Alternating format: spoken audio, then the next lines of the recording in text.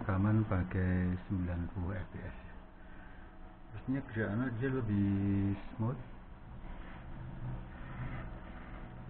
jadi kalau buat mendetail barang-barang itu cukup oke ya mestinya ya.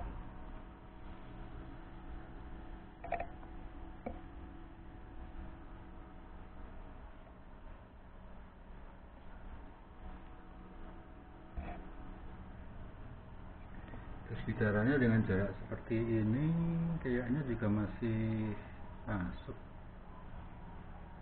720p 90 fps. Jadi kalau buat bergerak ini 90 fps lebih smooth mestinya gitu. Di video 60 detik berapa nih, makan memorinya berapa.